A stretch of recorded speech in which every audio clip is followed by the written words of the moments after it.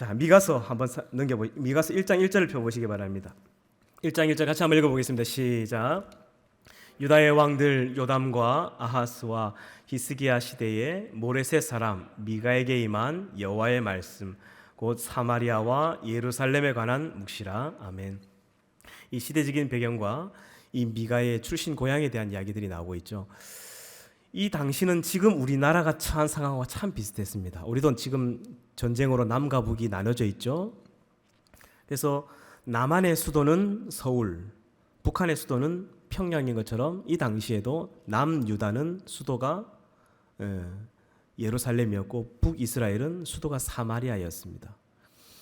그리고 이 북쪽을 다스리던 북이스라엘을 다스리던 왕들은 이 당시에 이제 여로보암 2세가 다스리고 있던 시대였고, 남유다는 오늘 우리가 읽은 이 본문에 보면 뭐 우시아라든지 요담이라든지 아하스라든지 히스기야 이런 역대 왕들이 다스리고 있던 이 시기였습니다. 이 시기에 활동했던 목사님들이 있어요. 선지자들이라고 하죠. 북쪽에는 호세아, 아모스 같은 분들이 이 정의를 외쳤고, 이 남쪽에 있는 이 남유다 쪽에서는 이사야라든지 또 오늘 말씀에 나오는 이 미가야 이런 선지자들이 말씀을 전했습니다. 미가 선지자가 말씀을 전했습니다. 근데 여기 보면 이 미가의 고향이 모레셋이라고 나오죠. 이 모레셋이라는 지역은 예루살렘에서 이 밑으로 아래로 한 40km 떨어져 있는 이 바닷가에 가까운 이 블레셋 접경 지역에 있었어요. 이 블레셋이라는 나라는 한 나라로 이루어진 게 아니라 5개의 수도로 이루어진 나라라고 그랬죠. 가드, 가사, 에그론, 에스글론, 아스돗. 이 5개의 나라가 한 민족이 되어 있는 해양 민족이었습니다. 이 블레셋의 가드라는 곳에서 가장 가까운 가드 모레셋이라는 곳에서 자랐던 인물이 한마디로 그냥 시골 변방 출신이라고 보시면 됩니다. 저 부산에서 뭐 대단한 것이 나겠느냐? 서울 사람들은 늘 그렇게 생각하죠. 저 지방에서 뭐 대단한 게 있겠냐? 여러분 그렇지 않습니다. 정말로 이 말씀의 고수라든지 이 신앙의 이 대가들은 이름도 없는 저 시골에 묻혀 있는 분들이 많아요. 정말로 대가들이 많아요. 나는 서울 중심에 큰 대형교회 목사님들이 말씀의 대가라고 생각했는데 천만에 만만해. 그분들은 바빠서 설교를 준비할 시간이 없어요. 부목사들이 설교를 다 준비해 주죠. 자기가 연구해서 설교를 하는 게 아닙니다. 정말로 말씀에 정통하고 대가들은 저 지리산 골짜기나 설악산 골짜기 이런 변방, 이 미가라는 사람이 그런 사람이었던 것이죠. 시골 모레셋 출신이지만 제가 볼 때 구약 성경에 나오는 전체 예언자 중에 가장 탁월하고 똑똑한 인물이었습니다.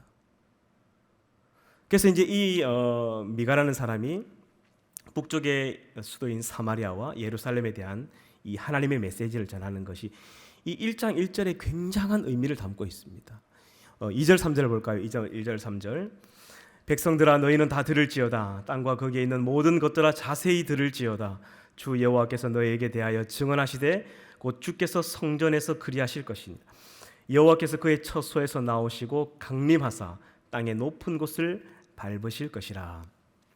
그러니까 백성들아 너희는 들을지어다라고 이야기를 하죠. 왜 이렇게 하냐면 이 당시에 이 지도층들과 이 돈 많은 부유층들을 미가가 이제 고발하고 이들의 죄악을 하나님께서 이제 들춰내셔가지고 막 지적하는데, 이런 고위층 인사들이 촌놈을 만나주지 않습니다.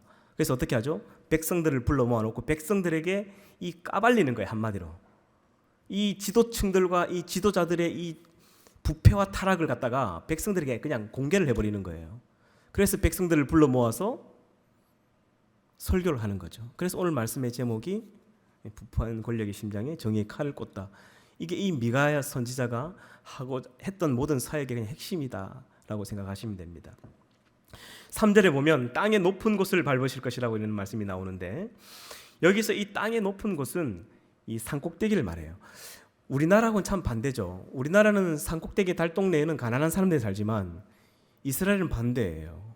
가난한 평민들은 이 평지에 살고 대연동 같은 이런 평지에 살고, 부유층들은 저 달동네 이런 데 살아요.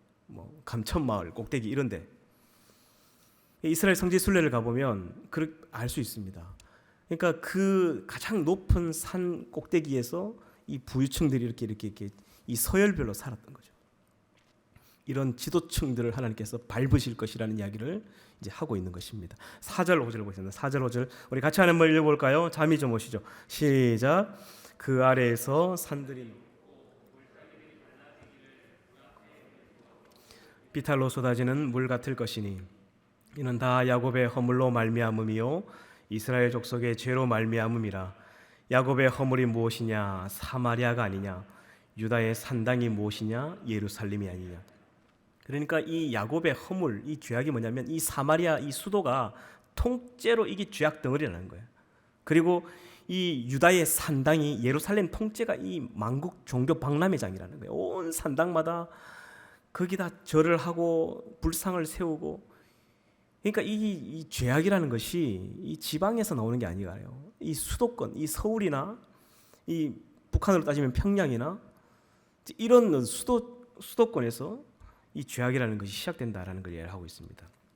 6절에서 9절까지 제가 한 절 여러분이 한 절 교독해 보겠습니다. 이러므로 내가 사마리아를 들의 무더기 같게 하고 포도심을 동산 같게 하며 또 그 돌들을 골짜기에 쏟아내리고 그 기초를 드러내며 그 세계 우상들은 다 부서지고 그 음행의 값은 다 불살라지며 내가 그 목상들을 다 깨뜨리리니 그가 기생의 값으로 모았은즉 그것이 기생의 값으로 돌아가리라. 이러므로 내가 애통하며 애곡하고 벌거벗은 몸으로 행하며 들깨같이 애곡하고 타조같이 애통하리니 이는 그 상처는 고칠 수 없고 그것이 유다까지도 이르고 내 백성의 성문 곧 예루살렘에도 미쳤음이니라. 이제 이 상처가 이 죄악이 너무 오래되고 이것을 회복하고 고칠 수는 없는 지경에까지 왔다라는 걸 이야기를 하고 있죠. 이사야도 똑같은 이야기를 합니다. 여러분, 이사야가 받은 사명이 뭐냐면 하나님이 이사야 보고 뭐라고 했냐면 너 가서 이 백성들의 죄악을 이야기하고 그들을 고쳐라는 이야기를 하지 않았습니다. 이 백성들은 더 이상 고칠 수 있고 회복할 수 있는 게 이미 지났다. 죄악이 너무 관영했기 때문에 이들이 눈을 가리고 귀를 막고 못 듣게 하고 이들에게 지혜가 임하지 않게 해서 그냥 바보처럼 이렇게 살게 만들어라. 이게 그냥 마음 편하게 사는 것이다. 그러니까 이 이스라엘의 죄악이 지금 이제 더 이상 회복 불가능한, 우리가 늘 회복을 외치고 막 비전을 선포하고 하는데 이제 더 이상 회복이 되지 않을 그런 상황까지 와버린 거예요. 실제로 이 미가가 활동했던 시기가 이 BC 740년경이죠. 딱 20년이 지난 후에 북쪽 이스라엘, 지금으로 말하면 이 북한 쪽에 있는 이 북한은 아수라라는 나라에서 완전히 멸망하고 끝장당해버립니다. 마지막 그 타임에 하나님께서 이 미가를 보내서 이 지도층들 중에서도 이 고관대작들, 이 부유층들을 고발하고 있는 것이죠. 여러분, 성경을 읽어갈 때 우리가 이런 배경, 분위기, 내용을 알고 말씀을 읽어야지 아무것도 모르고 그냥 혼자서 읽고 혼자서 큐티하는 것은 이것은 시간 낭비고 정력 낭비일 수 있습니다. 여러분 생각해 보세요. 아무것도 모르고 그냥 한 번 읽는 것이 무슨 의미가 있습니까? 성경 몇 번 읽었니? 3번 읽었습니다. 아무것도 모르고 깨닫지도 못하고 알지도 못한 성경을 그냥 읽는 게 그게 무슨 의미가 있습니까? 여러분, 반드시 성경은 제가 볼 때 잘 아는 사람의 가이드가 필요합니다. 그래서 이 사람 잘 이해할 수 있는 이런 책별 설교를 듣고 성경을 읽어 나가면 이 혼자서 100번을 읽는 것보다 더 많은 더 좋은 효과들이 있습니다. 제가 확신합니다. 장담합니다. 이건 아무것도 모르고 100번을 읽는 것보다 잘 아는 사람의 가이드를 받아서 성경을 쭉 한번 읽어 나가면요, 성경에 열려버립니다. 그리고 그 속에 있는 하나님의 심정이 보이고 하나님의 뜻이 보입니다. 하나님이 이 미가서를 통해서 도대체 무엇을 이야기하려고 하는 것이 그게 딱 보이는 거죠. 이게 보이면요, 말씀을 읽어가는 것이 너무너무 재밌습니다. 모르면 계속 잠이 오는 거예요. 계속 성경에 이렇게 가까워지다가 결국 침이 성경에 묻고 성경이 계속 성경이 갈수록 두꺼워지죠. 아무튼 여러분, 혼자서 아무 생각 없이 깊이 있게 묵상하고 혼자서 큐티하다가 잘못돼서 나타난 것들이 다 이단들이죠. 대부분의 이단들이 자기 혼자 잘못된 상상으로 성경을 해석하다가 자의적으로 해석하다가 신천지가 나오고 이단들이 나오고 구원파가 나오고 다 여기서 출발했던 거예요. 그래서 성경은 잘 아는 사람의 가이드가 한 번 정도는 필요하다. 그래서 말씀 스터디에 여러분 꼭 오셔야 됩니다. 제자대학에 꼭 신청하셔서 성경이 무엇을 말하는지를 알고 읽어야 될 필요가 있다라는 것이죠. 자, 2장으로 넘어가면 2장 1절에서 3절을 보겠습니다. 2장 1절에서 3절. 2장 1절입니다. 그들이 침상에서 죄를 꾀하며 악을 꾸미고 날이 밝으면 그 손에 힘이 있으므로 그것을 행하는 자는 화 있을진저. 그러니까 이게 밤에 침상에 이제 침소에 들 때 하루를 반성하고 내가 오늘 무엇을 잘못했는가 돌이켜보고 기도하고 이렇게 잠을 들어야 될 텐데 내일은 어떤 놈 등을 쳐먹을까? 어떤 놈을 내가 갉아먹을까? 이 지도층들이 부유층들이 그런 생각을 한다는 거예요. 여러분, 우리 국민들이 너무 순진하고 너무 착해서 잘 모르지만 여러분, 정치인들이 굉장히 악독한 사람들이에요.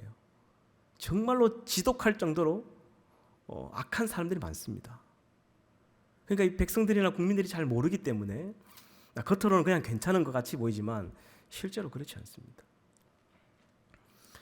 그래서 그 침상에서 악을 꾀하며 잠을 들고 그 다음에 날이 밝으면 힘을 얻어서 가지고 있는 권력으로 그 어려운 사람들, 이 중소기업 소상공인들, 이 사람들을 괴롭힌다는 거예요. 마치 아합처럼 말이죠. 2절입니다. 밭들을 탐하여 빼앗고 집들을 탐하여 차지하니 그들이 남자와 그의 집과 사람과 그의 산업을 강탈하도다. 이런 게 여러분 이제 부유층들, 돈 많은 사람들이 하는 거죠. 특히 부동산 투기. 집이 한 채 있는 거 가지고 뭐 이렇게 집값이 올라가지고 그런 거는 어쩔 수 없지만요. 집이 10채, 20채를 가지고 막 계속 이게 투기를 하는 건요. 이거는 잘못된 거예요. 부동산 투기해서 돈이 많이 벌었다. 하나님 내게 축복하셨어. 하나님이 뭘 축복해? 자기가 그 투기해서 다 버는 거지. 여러분, 이런 짓을 일삼고 있다는 거죠. 이 지도층에 있는 사람들이. 이것이 사람을 학대하는 것이라고 말합니다. 여러분, 저는 이 싱가포르처럼 집은 나라가, 국가가 관리해야 된다고 생각해요. 그리고 정말 성실하고 열심히 일하는 사람들에게 집을 제공하고 이 집 때문에 서로 투기를 하고 일삼는 일을 하지 않아야 된다고 생각합니다. 여러분, 이런 미가서 같은 설교는 이 서울에 가서 하지 못합니다.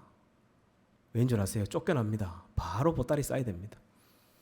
서울에 있는 사람 대부분 다 부동산 투기로 돈 버는 사람들인데 열심히 땀 흘려서 일하는 사람이 누가 있습니까? 이런 설교는 서울에 가서 잘 하지 못해요. 부산이라서 감사합니다. 오히려 여러분들에게 마음껏 할 수 있어서 하나님께 감사합니다. 3절입니다. 그러므로 여호와의 말씀이 내가 이 족속에게 재앙을 계획하나니 너희의 목이 이에서 벗어나지 못할 것이요 또한 교만하게 다지지 못할 것이라. 이는 재앙의 때임이니라 하셨느니라. 미가서 2장 6절 7절 보겠습니다. 2장 6절에서 7절 말씀 우리 같이 한번 읽어볼까요? 시작. 그들이 말하기를 너희는 예언하지 말라. 이것은 예언할 것이 아니거늘 욕하는 말을 그치지 아니한다 하는도다. 너희 야곱의 족속아 어찌 이르기를 여호와의 영이 성급하시다. 그의 유익하지 아니하느냐. 여러분, 많은 성도들이, 목회자들이 복 받으세요, 잘 될 겁니다, 이런 긍정적인 말을 하면 다 기뻐하고 할렐루야 아멘 하다가 너희들 지도층들의 죄악을 고발하고 이런 것은 부동산 투기는 앞으로 하지 말아야 된다, 이건 죄다, 이런 설교를 하면 우리에게 욕하지 말라 하면서 기분 나쁘게 듣는다는 거예요 지금. 그리고 7절에 보면 정직하게 행하는 자에게는 이런 설교가 굉장히 유익하지만 악을 행하는 사람들에게는 이런 설교가 굉장히 기분 나쁜. 여러분, 지금 제가 하는 이 설교가 여러분에게 굉장히 기분이 나쁘다면 여러분 지금 정직하게 행하지 않고 있다는 이야기입니다. 그건 확실합니다. 정직하게 행하는 사람들에게 이런 설교는 아무런 거리낌이 없어요. 유익합니다. 그러나 악을 행하고 침상에서 악을 꾀하면 날이 밝으면 가지고 있는 권력과 힘으로 가난한 사람을 압제하고 그렇게 해서 그 사람을 강탈하는 이런 사람들은 하나님의 저주가 있을 것입니다. 미가 2장 11절입니다. 2장 11절 같이 한번 읽어볼까요? 시작. 사람이 만일 허망하게 행하며 거짓말로 이르기를 내가 포도주와 독주에 대하여 내게 예언하리라 할 것 같으면 그 사람이 이 백성의 선지자가 되리로다. 여러분, 이게 무슨 말이냐면요, 자, 여러분, 오늘 설교는 포도주와 독주에 관하여입니다. 할렐루야 하면 할렐루야 아멘 하면 기뻐한다는 거예요. 근데 오늘 설교의 제목은 죄와 저주와 하나님의 심판입니다 하면 하지 말라는 거예요. 입을 막 막고 설교하는 목사를 강단에서 끌어내린다는 거예요. 여러분, 이미 미가 선지자 시대 때 이미 이런 일들이 비일비재했습니다. 지금의 한국교회도 마찬가지죠. 그 누구도 이런 설교하면 아무도 좋아하지 않습니다. 여러분, 미가서 설교 생각나는 게 뭐가 있습니까? 미가서 하면 떠오르는 게 뭐가 있습니까? 거의 설교하지 않습니다. 3장으로 가봅시다. 3장 1절에서 3절. 여러분이 2시기 때문에 강호동도 이길 수 없는 잠 마의 2시 같이 한번 말씀을 여러분 목소리로 한번 읽어봅시다. 시작. 내가 또 이르노니 야곱의 우두머리들과 이스라엘 족속의 통치자들아 들으라. 정의를 아는 것이 너희의 본분이 아니냐. 너희가 선을 미워하고 악을 기뻐하여 내 백성의 가죽을 벗기고 그 뼈에서 살을 뜯어 그들의 살을 먹으며 그 가죽을 벗기며 그 뼈를 꺾어 다지기를 냄비와 솥 가운데에 담고 고기처럼 하는도다. 여러분, 이게 무슨 말씀이냐면요, 여러분, 양을 키우는 양의 주인은 그 양의 털을 깎을 의무가 있습니다. 그냥 그 털을 얻을 그 의무는 있어요. 그리고 그 양이 이제 포동포동 살이 찌면 젖이 나오기 때문에 그 양의 젖을 짜서 치즈를 만들거나 그 우유로 먹을 수 있는, 그걸 얻을 수 있는 권리는 있어요. 근데 털만 깎아야지 가죽을 벗겨버리면 어떡합니까? 젖만 짜야지 피고름을 짜버리면 어떡합니까? 이 당시에 이 지도층들이 이런 일을 했다는 거예요. 지금의 우리 한국 사회에 보면 이 대기업이 중소기업이나 소상공인들을 갖다가 이 가지고 있는 권력으로 그들의 양털만 깎아야 될 텐데 그냥 가죽까지 벗겨 먹어버리는 거예요. 그냥 끝까지 망할 때까지 그냥. 그리고 이 대기업들의 행포가 뭐냐면 아무튼 뭐 끝까지 다 짜먹습니다. 피고름이 날 때까지. 젖만 짜고 그냥 말아야 될 텐데 살려줘야 될 거 아니에요. 여러분, 앞으로 여기서 지도자가 되거나 정치의 길로 가실 분들 기억하세요. 바른 정치, 좋은 정치가 뭐냐면 이 중소기업들이나 소상공인들이 정말 마음껏 일하고 땀 흘려 일한 만큼 보상을 받을 수 있는 그런 나라예요. 그러나 아직도 일본의 이 관료주의 때문에 우리나라는 이 수직 구조죠. 위쪽에서 다 가져갑니다. 모든 대기업들이 자기들에게 불리한 것을 밑에한테 다 떠넘기죠. 이게 대기업의 횡포예요. 대기업의 임원이 되시거든 앞으로 그런 짓 하지 마세요. 지금이나 그때나 똑같다는 거예요. 미가 시대 때나. 여러분, 우리가 생각하는 이 민주주의가 사실은 이 지구상에 거의 없습니다. 우리가 바라는 그 정말 아름다운 그 백성들의 그 참여 정치, 백성들의 목소리를 들어주는 그런 민주주의가 이 지구상에는요 없습니다. 여러분, 미국은 민주주의가 아니라 자본주의의 나라죠. 여러분, 링컨이 게티스버그에서 원고가 없어서 더듬거리다 했던 설교 기억하세요? 더듬거리다 했던 연설, 국민을 위한 정치를 하겠다. 여러분, 이거 원고가 없어서 더듬거리다 했던 이야기예요. 링컨이. 미국은 단 한 번도 제대로 된 민주주의를 펼친 적이 없습니다. 전부 자본을 위한 정부로 지금까지 살아왔던 거예요. 그래서 여러분, 이런 부분들이 그 미가 시대 때부터 있었다는 거예요. 미가 시대 때부터. 돈이 권력이고 돈이 힘이고 돈을 위한 정치인 거예요, 결국. 우리나라도 마찬가지죠. 우리나라가 이 박정희 시대 때 정말 어렵고 힘들 때는요, 이 언론이라든지 이런 게 참 정의의 편에 서서 목숨을 각오하고 막 바른 소리를 했지만요, 지금은 모든 언론이 전부 다 부유층들입니다. 모두 다 전부 다 권력층에 다 아부하는 사람들이죠. 그러니까 사실 언론도 진짜 믿을 게 없어요. 지금은 뭐 조중동 신문 뭐 아무것도 믿을 게 없어요. 하나님의 말씀만 믿어야 됩니다. 할렐루야. 미가서 3장 4절에서 6절 보겠습니다. 4절에서 6절 같이 읽어볼까요? 시작. 그때 그들이 여호와께 부르짖을지라도 응답하지 아니하시고 그들의 행위가 악했던 만큼 그들 앞에 얼굴을 가리시리라. 내 백성을 유혹하는 선지자들은 이에 물 것이 있으면 평강을 외치나 그 입에 무엇을 채워주지 아니하는 자에게는 전쟁을 준비하는도다.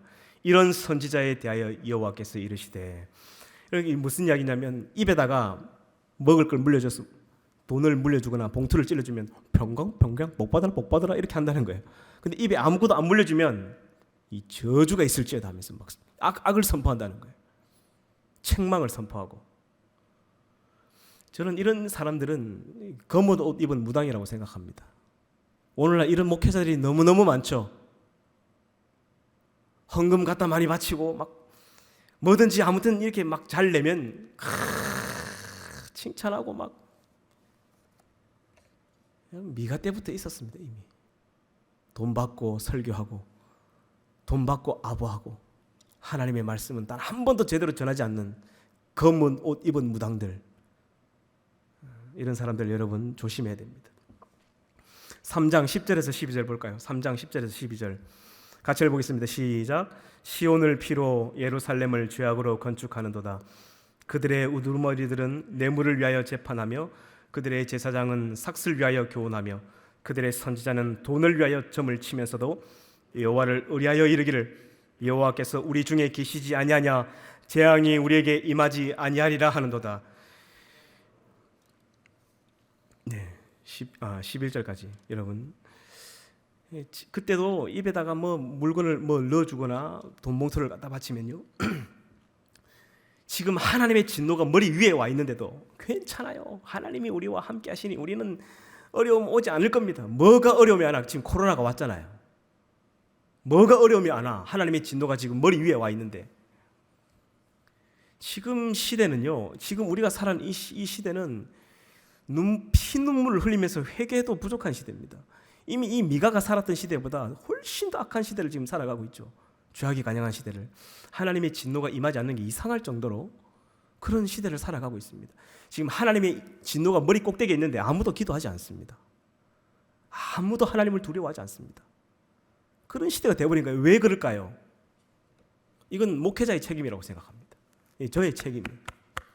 여러분 잘 됩니다. 긍정의 힘 막 하면 됩니다. 막. 그저 교회 예배당 안에 사람 끌어모으기에 급급해가지고 하나님의 이런 심정과 마음과 이런 생각과 이런 진노와 이런 분노는 한 번도 느껴보지도 못하고 설교하지 못하는 이 목회자들 때문이죠. 성경 66권을 우리가 바로 봐야 됩니다. 하나님의 마음과 하나님의 생각이 어디에 있는지 우리가 다시금 찾아봐야 됩니다. 이때 이 검은 옷 입은 무당들, 이 거짓 예언자들이 하는 이야기가 헌금 많이 바치고 막 교회가 커지니까 하나님 우리를 지켜주실 겁니다. 뭘 지켜줘? 이미 722년에 북이스라엘은 완전히 끝장이 나고 남유다도 586년에 바벨론에 의해서 완전히 끝장이 났습니다. 나라를 잃고 나라가 그냥 예루살렘 성전이 완전히 무너져버리고 거기 돼지 피가 뿌려지고 끝났습니다. 여러분 우리가 하나님을 경외하며 두려워할 필요가 있다는 것이죠. 이런 하나님을 우리가 바라볼 수 있어야 됩니다. 미가서에서 말씀하신 하나님을 우리가 눈으로 볼 수 있어야 되는 거죠. 12절 봅시다. 12절 같이 읽겠습니다. 시작. 이러므로 무더기가 되고 성전에 사는 수풀의 높은 곳, 이 말씀이 문자 그대로 이루어졌죠. 여러분 제가 지금 감기 끝날 때쯤이라 지금 목이 계속 따끔거려서 죄송합니다. 양해를 부탁합니다. 여러분 우리가 지금 이 미가 시대와 똑같은 시대를 살아가고 있어요. 우리가 철저히 우리의 삶을 돌아보고 우리의 죄악을 하나님 앞에 고백하고 하나님이 원하시는 삶을 살아야 됩니다. 그리고 이 미가서의 결론과도 같은 말씀이 5장 2절입니다.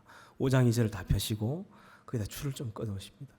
이 미가가 결국 하고 싶은 이야기가 뭐냐면 북이스라엘에도 남유다에도 아무도 하나님의 정의를 외치고 바른 말씀을 선포하는 목회자나 예언자가 없다는 거예요. 그래서 결국 예수님이 오셔야 된다는 이야기를 하고 있는 거예요. 한번 볼까요? 5장 2절 같이 읽겠습니다. 시작. 베들레헴 에브라다야, 너는 유다 족속 중에 작을지라도 이스라엘을 다스릴 자가 내게서 내게로 나올 것이라. 그의 근본은 상고의 영혼에 있느니라. 아멘. 진짜 우리의 참 목자는 그 평양이나 서울에서 나는 게 아니고 그 사마리아나 예루살렘에서 나는 게 아니고 저 변방 베들레헴 에브라다 그 시골에서 우리의 진짜 참 목자가 나오는데 그는 이새의 줄기를 통해서 나오는 우리의 메시아 예수님이다라는 이야기를 하고 있고, 성경 전체에서 예수님이 어느 지역에서 태어날 것이라는 걸 유일하게 예언하는 예언자가 미가죠. 미가 때문에 예수님이 베들레헴에서 태어난다는 사실을 알게 되었던 것입니다. 6장으로 넘어가시죠. 6장. 이제 말씀이 거의 끝나갑니다. 여러분 끝까지 한번 집중해 주시기 바랍니다. 6장 1절에서 3절 같이 읽겠습니다. 시작. 너희는 여호와의 말씀을 들을지어다. 너는 일어나서 산을 향하여 변론하여 작은 산들이 내 목소리를 듣게 하라 하셨나니 너의 산들과 땅의 견고한 지대들아 너희는 여호와의 변론을 들으라. 여호와께서 자기 백성과 변론하시며 이스라엘과 변론하실 것이라. 이르시기를 내 백성아 내가 무엇을 내게 행하였으며 무슨 일로 너를 괴롭게 하였느냐 너는 내게 증언하라. 여러분 여기 이제 하나님의 이 심정이 보여야 됩니다. 하나님이 마치 사춘기 애를 어르고 다루듯이 너무 답답하니까 야야 내가 도대체 너에게 뭘 그렇게 잘못했냐, 내가 너희들에게 어떻게 했길래 너희가 부를수록 멀리 저렇게 가버렸냐, 마치 방문을 콱 닫고 그냥 아예 뭐 아빠 엄마가 아무리 불러도 나오지 않는 사춘기 소년처럼 지금 이스라엘 백성이 아무리 불러도 하나님께로 돌아오지 않는 거예요. 그래서 하나님이 어떻게 이야기하냐면 나하고 이야기 좀 하자, 나하고 좀 대화 좀 하자. 정말 철없고 말 안 듣는 아들놈 앉혀놓고 부모가 마지막으로 그냥 나하고 이야기 한 번만 좀 하자, 대화 좀 하자. 지금 이런 하나님의 심정을 토로하고 있는 거죠. 그 답답해하시는 하나님의 심정이 여기 보입니다. 하나님께서 그래서 이 아들을 앉혀놓고 이 딸을 앉혀놓고 이스라엘 딸을 앉혀놓고 내가 정말로 너에게 바라는 건 뭐 세계 선교를 하고 막 엄청난 교회를 세우고 그런 거 아니다. 내가 너에게 바랐던 건 아주 소소한 것이다. 그것을 6장 6절에서 8절에 기록해 두었죠. 한번 볼까요? 중요한 말씀입니다. 미가 6장 6절에서 8절 같이 읽어볼까요? 시작. 내가 무엇을 내가 번제물로 1년 된 송아지를 가지고 그 앞에 나아갈까? 여호와께서 천천의 순양이나 만만의 강물 같은 기름을 기뻐하실까? 내 허물을 위하여 내 맏아들을 내 영혼의 죄로 말미암아 내 몸의 열매를 드릴까? 사람아 주께서 선한 것이 무엇임을 내게 보이셨나니 여호와께서 내게 구하시는 것은 오직 정의를 행하며 인자를 사랑하며 겸손하게 내 하나님과 함께 행하는 것이 아니냐. 그러니까 하나님이 막 일천번제를 바치고 뭐 거대한 일들을 하나님 그거 원하는 게 아니었다는 거죠. 제발 정직하게 살아라. 정의를 좀 행하고 나 다른 거 바라지 않는다. 내가 너를 사랑한 것처럼 너희도 나를 좀 사랑해 주면 안 되겠나? 그게 그렇게 어렵나? 지금 이런 통해와 눈물이 섞인 이야기를 하고 있는 거예요. 자기 자식들에게 마치 구걸하고 있는 거예요. 나를 좀 봐주면 안 되겠나?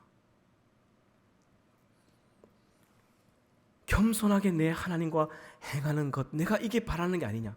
여러분 교만한 사람은 이렇게 말하는 사람이에요. 내가 다 알아서 한다. 목사님 제가 알아서 할게요. 알아서 신앙생활 할게요. 참견하지 마세요. 이런 사람은 굉장히 교만한 사람이에요.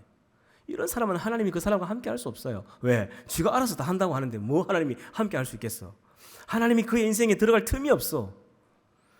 그래서 겸손이 필요한 거예요. 그래서 겸손한 사람과 하나님은 동행하시는 거예요. 내 다 알아서 한다. 하나님 뭐 알아서 놔주세요. 내가 알아서 할게요. 이런 사람은 교만한 사람. 하나님이 바라는 게 딱 3개밖에 없죠. 정직하게 진실하게 살아라. 나 좀 사랑해주고 나 좀 봐주면 안 되겠나? 그리고 겸손히 행해야 내가 너와 함께 할 수 있다는 거죠. 이게 어렵나요? 여기 있는 우리만이라도 하나님의 이 마음을 알아서 우리 이렇게 삽시다. 올 한 해. 아멘. 이게 미가 끝이에요. 7장 마지막 장 봅시다. 하나님의 장탄식이 나오죠. 7장 2절에서 4절. 경건한 자가 세상에서 끊어졌고 정직한 자가 사람들 가운데 없도다. 무리가 다 피를 흘리려고 매복하며 각기 그물로 형제를 잡으려 하고 두 손으로 악을 부지런히 행하는도다. 그 지도자와 재판관은 뇌물을 구하며 권세자는 자기의 마음의 욕심을 말하며 그들이 서로 결합하니 그들의 가장 선한 자라도 가시 같고 가장 정직한 자라도 찔레 울타리보다 더하도다. 그들은 파수꾼들의 날 곧 그들 가운데 형벌의 날이 임하였으니 이제는 그들이 요란하리로다. 지금 딱 한국 사회 같지 않나요? 재판관, 판사, 검사, 변호사 세 사람이 다 짜고 치죠. 그래서 재판을 하는데 1심에서는 이 사람 이겨주고 2심에서는 이 사람 이겨주고 3심에서는 적당히 봐서 돈 많은 사람 편을 들어줍니다. 그리고 이제 돈 다 빼먹었으면 끝냅니다, 재판을. 이게 지금 딱 한국 사회의 재판이죠. 판결이 굽게 되는 순간 이 가난하고 어려운 백성들은 이게 원망이 쌓이게 됩니다. 반드시 하나님은 그를 갚으십니다. 지금 이 한국 사회가 그런 사회가 이미 되어버렸죠. 참 안타까워요. 모든 중심이 돈과 권력으로 움직입니다. 어제까지 원수처럼 싸우다가도 오늘 자기들끼리 권력을 유지하기 위해서 합치죠.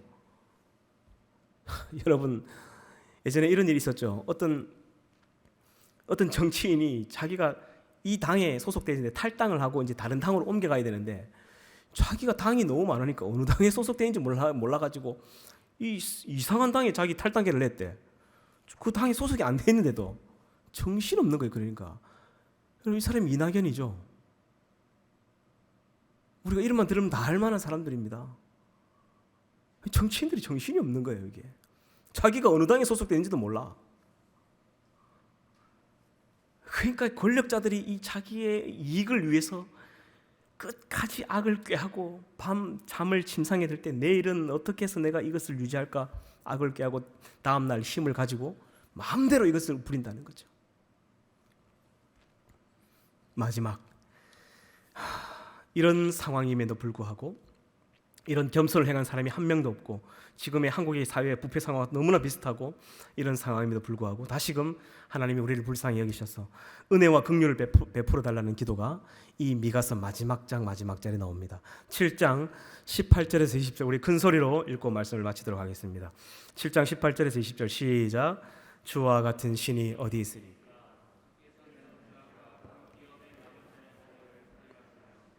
이내를 기뻐하심으로 진노를 온에 품지 아니하시나이다. 다시 우리를 불쌍히 여기셔서 우리의 죄악을 발로 밟으시고 우리의 모든 죄를 깊은 바다에 던지시리이다. 주께서 옛적에 우리 조상들에게 맹세하신 대로 야곱에게 성실을 베푸시며 아브라함에게 인애를 더하시리이다. 아멘. 우리 찬양할까요? 여러분, 우리도 정직하게 살고 주님의 사랑을 겸손히 하나님과 함께 행하여서 주님을 사랑하고 그래서 하나님 우리를 다시금 회복시키도록 이 나라와 이 민족을 다시금 회복시킬 수 있도록 우리 함께 기도합시다. 이 미가가 기도했던 것처럼. 그래서 올 한 해는 정직하게 하나님을 사랑하고 예수를 사랑하며 그리고 하나님이 원하시는 그 삶, 그 뜻을 행하며 살아가는 저와 여러분들에게 축복합니다. 찬양합시다.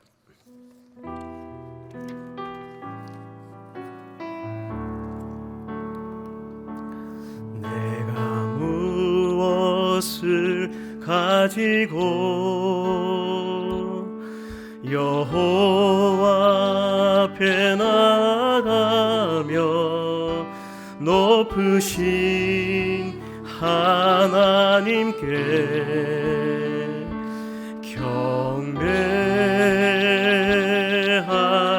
경배할까?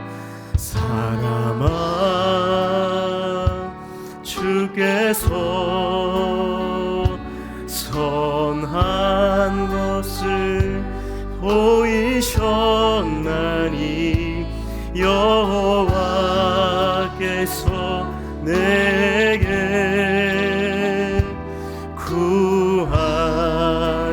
구하시는 것은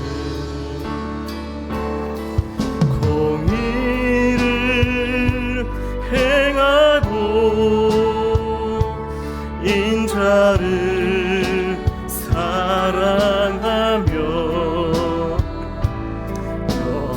영소리 내 하나님과 함께 행하는 것이 내가 천천의 수양과 내가 천천의 수양과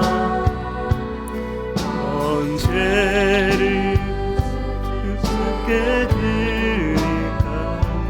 내 몸의 열매로서 주께 바칠까? 사랑아, 주께서 선한 것을 보이셨나니 여호와께서 내게 구하시는 것을 공의를 행하고 인자를 사랑하고 손이 내 하나님과 함께 행하는 것이라. 우리 한번 결단하며 기도합시다. 하나님, 그 미가 선지자 시대와 지금 이 시대는 어느 것이 더 좋았다 할 수 없을 만큼 너무 비슷한 시대를 살아가고 있습니다.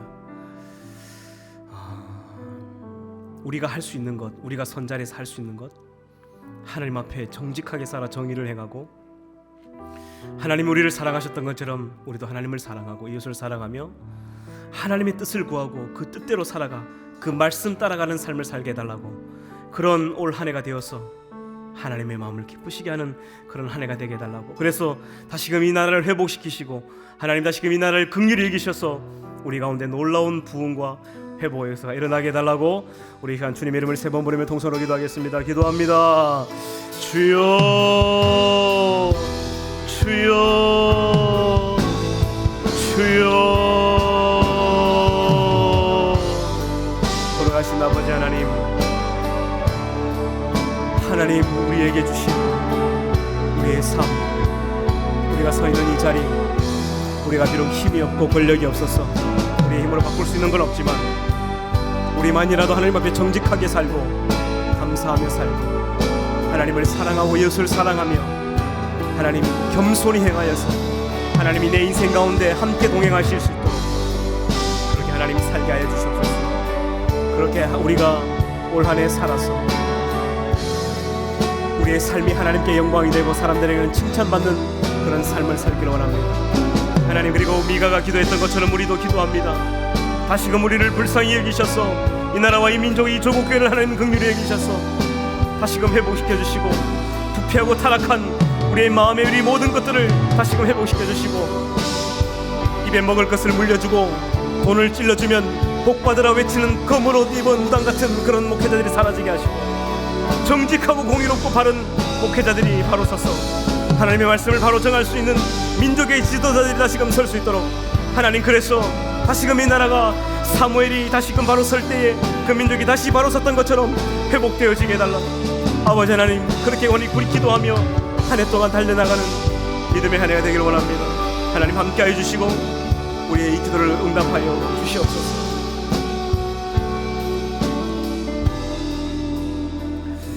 하나님 감사합니다. 오늘도 주님 앞에 나올 때 귀한 예물을 가지고 온 사랑하는 청년들이 있습니다. 마음을 다하고 뜻을 다하여 드린 이 예물, 하나님 금액이 많고 적음의 뜻을 두지 않습니다.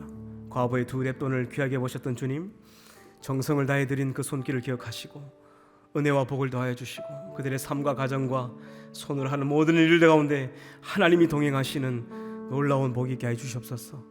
어려운 형편 속에 드릴 수 없는 청년들에게도 동일한 은혜로 함께 해주시고 더 많은 것들을 채워주시고 부어주셔서 가난하고 어려운 사람들을 도우며 살아갈 수 있는 넉넉한 부를 한평생 허락하여 주시옵소서. 지금은 우리 주 예수 그리스도의 은혜와 하나님 아버지의 크신 사랑하심과 성령 하나님의 위로 교통 충만하심이 정의를 행하고 하나님을 사랑하며 겸손히 행하여 그 하나님과 동행하며 살길 원하는, 그래서 이 나라와 이 민족의 회복을 위해 기도하며 미가처럼 그렇게 하나님께 간구하길 원하는 당신의 사랑하는 아들 딸들 머리 위에 사랑하는 산성교회와 조국교회 위에 이제로부터 영원까지 함께 하시기를 간절히 축원하옵나이다. 아멘. 하나님 감사합니다.